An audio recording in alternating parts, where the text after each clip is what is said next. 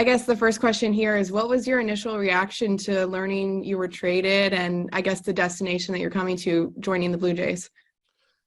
Yeah, I mean, right away when my GM called, it was kind of more just a little bit of a shocking experience of first time ever getting traded. And it's just like, you think that you're going to stay at that one spot your whole career, and usually that never happens. So I'm glad I had family here to kind of like be able to help me through. I mean, my dad got traded, so he kind of knows exactly the feeling. I mean, he was with Cubs for a long time and going to Pittsburgh, but it was one of the greatest things for him. And so I'm thinking the same thing. I'm coming to this winning team here in Toronto, and it's going to be a lot of fun. A lot of the guys already reached out to me, and it's already making me feel at home of being together with this great group. And obviously you played with Arizona and you came up with them, so you don't really cross paths a lot with the Blue Jays. Do you know any of the guys, or what kind of things initially do you know about the team, and what makes you excited joining them beyond them just being a winning team?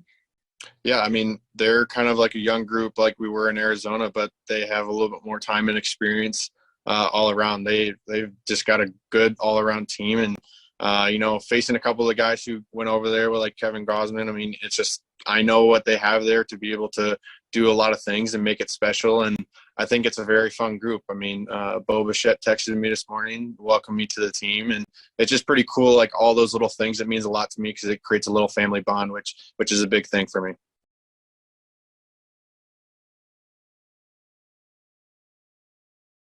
I think the pitchers relied on kind of getting a little bit more contact instead of having to always strike everybody out.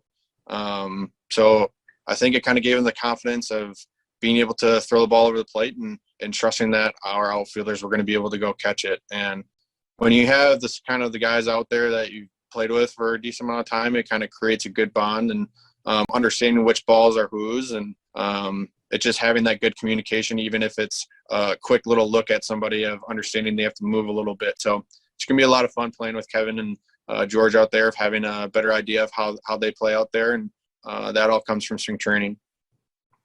Are you especially looking forward to playing beside a guy like Kiermaier?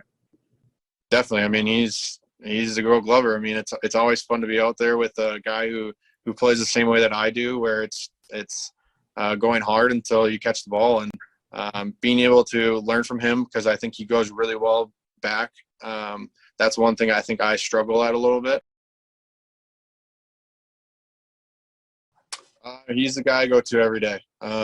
He's the one that I kind of I'm able to bounce some things off, and he's been there from the beginning to the end of understanding my swing and understanding an adjustment and helping me out with outfield play and understanding of just kind of the little things that go on with everyday game, because there's not really many people who can understand of going through a 162 game season and understanding the ebbs and flows and understanding what that's all like. So it's nice to have that resource of always having him and being able to bounce some things off and kind of having a different perspective on the game. I'm wondering first about, we've been told that you're going to be primarily the left fielder for the Jays. You played a lot of right last year and some center as well. How do you feel about moving to that other corner for a year at least?